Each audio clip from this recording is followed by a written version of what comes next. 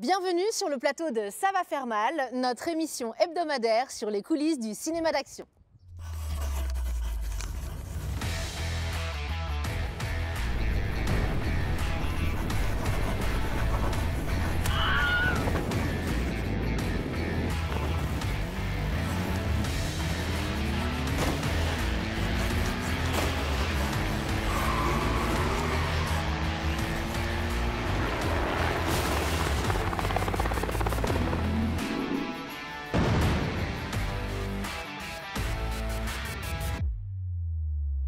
Nous sommes sur le plateau du film Les Sacrifiés. Aujourd'hui, au programme, nous aurons la chance de découvrir une cascade avec deux combattants acharnés, comme on sait le faire au cinéma. Ensuite, nous irons dans les coulisses pour comprendre comment l'équipe technique a pu filmer cette scène épique. Pour finir, dans notre rubrique Instant Critique, nous accueillerons Jorge Lorca, coordinateur des cascades de cinéma. Je vous laisse donc avec le moment que vous attendez tous, la scène.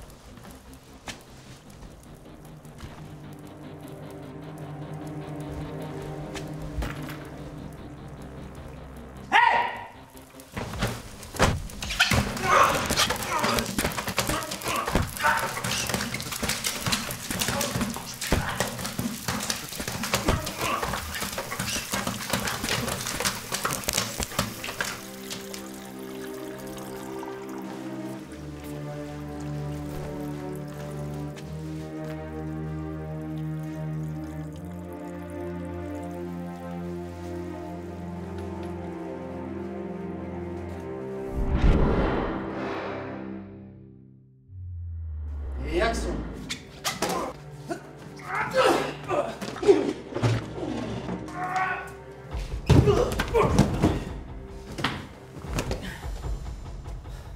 Ce qui est intéressant dans le cas de notre scène actuelle, c'est que nos personnages sont enfermés dans un couloir. L'idée, c'est qui va sortir vainqueur de cette confrontation, et pour le faire, il va avoir besoin du couloir.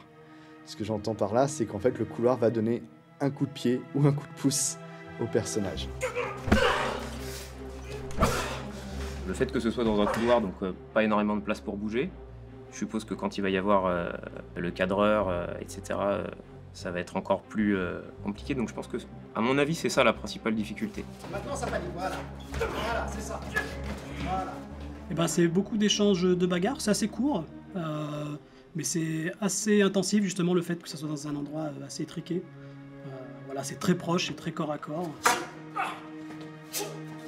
Encore, il a fallu encore le deuxième. C'est quelqu'un, Jorge, avec qui j'ai déjà pu travailler. Je sais que c'est quelqu'un qui qui fait attention aux choses, qui prend son temps, qui prend le temps d'analyser et de trouver les bonnes solutions. Donc, On ne grille pas les étapes, on repère le décor, on commence à voir ce qu'on peut faire, ce qu'on peut pas faire. Les scènes qui sont un peu plus difficiles, on les essaye avant de se lancer comme ça bêtement, parce que des fois on s'imagine des choses et c'est juste pas possible. L'intérêt du coordinateur de cascade, c'est que justement, il a vérifié que personne n'allait se blesser, personne n'allait se faire mal. Et ça a été justement un des points à un moment sur une cascade où il a fallu vérifier que c'était faisable sans blesser l'équipe. En fait. Voilà, moi je suis d'avis qu'on écoute ce que tu dis. T'es là pour ça, justement, s'assurer que personne ne se fait mal. Donc si toi c'est pas bon, pour moi c'est pas bon. Pour moi c'est pas bon. Et bah, pour moi c'est pas bon non plus alors. On trouve une autre solution. Action! Et ensuite, on a regardé comment utiliser justement le décor pour faire en sorte que cette scène gagne en force, en efficacité et en rapidité. Il la lâche, on est devant lui, et là on se décale pour découvrir pourquoi il lâche la manette. c'est de la bagarre, vraiment rentre dedans, des assortiments d'actions sympas qui sont fun à faire. Le scénario est assez intéressant en fait. Voilà, avec tout ce qui est le câblage, de prendre des objets pour frapper, c'est assez intéressant. Et a priori, je vais même devoir jouer l'électrocution à la fin. Donc, Stop!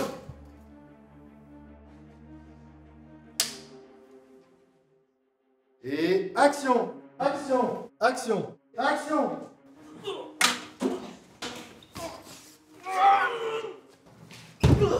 Pour se protéger, en fait, on a tout plein de protections différentes, donc c'est surtout pour tout ce qui est articulaire, les genoux, les coudes.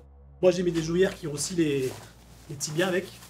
Donc voilà, ça c'est ce qu'on appelle le G-form, c'est ce qu'on utilise beaucoup pour le motocross. Et puis après, on peut utiliser des dorsales. Donc là, par exemple, un gilet, j'ai un gilet complet, donc où c'est rembourré vraiment devant-derrière. Donc c'est vraiment fait pour prendre des gamelles à pleine vitesse. Et après, on a tout ce qui est protec, genre type moto.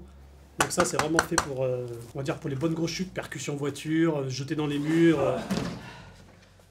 Le moment le plus mémorable sur le tournage, ça a été le fameux coup de pied sauté, qui a été complètement hallucinant. Puisqu'en fait, ça m'a rappelé ce que je pouvais voir dans mon enfance lorsque je regardais les films d'action, et de voir qu'en fait, on pouvait le faire. Les difficultés, c'est plus lié aussi, pour moi, en tant qu'œil extérieur, c'est de voir qu'il y a une chorégraphie et que cette chorégraphie, elle doit être instantanée. Et justement, on la prépare et elle doit devenir comme si elle était pour la première fois À chaque fois. réalisée. comme si ce n'était pas une chorégraphie.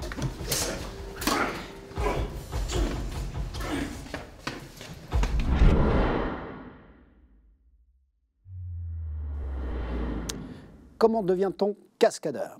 Alors, c'est un peu au fur et à mesure des rencontres.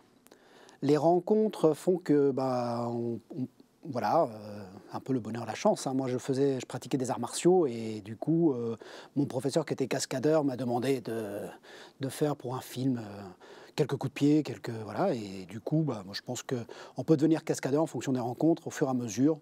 Maintenant, il y a des écoles. Il y a des écoles très bien, le CUC par exemple. Voilà. Quelles sont les difficultés du métier? Oula!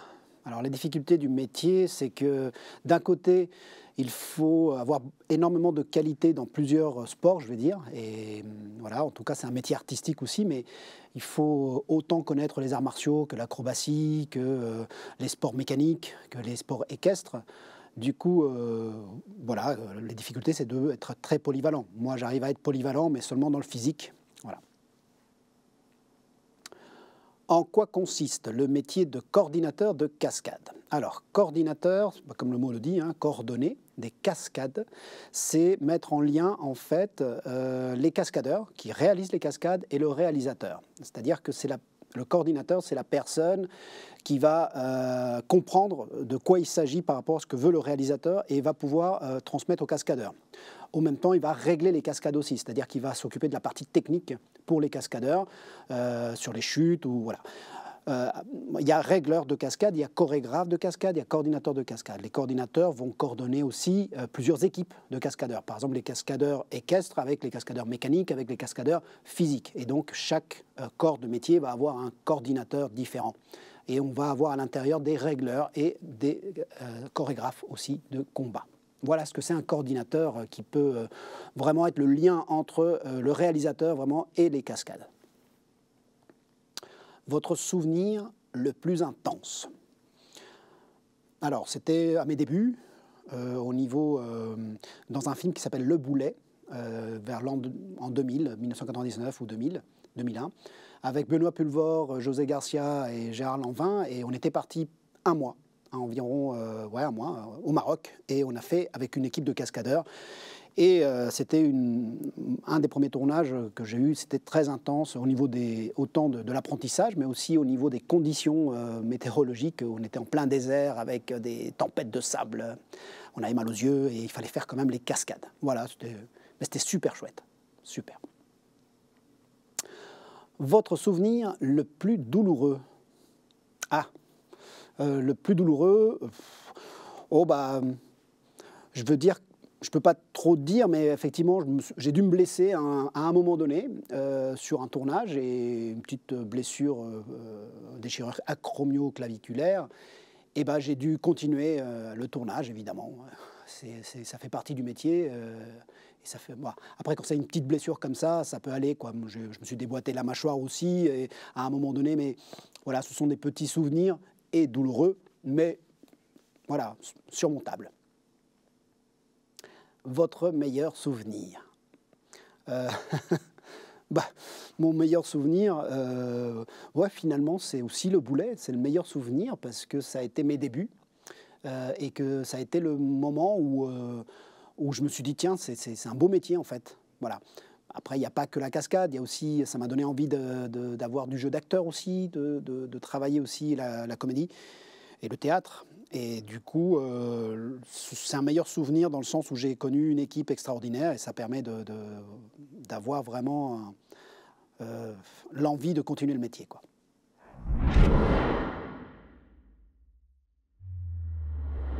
Merci Jorge. Et c'est ainsi que s'achève ce nouveau numéro de Ça va faire mal.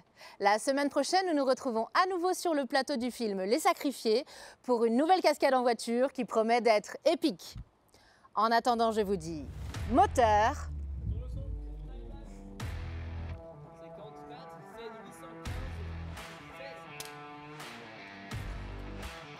Action!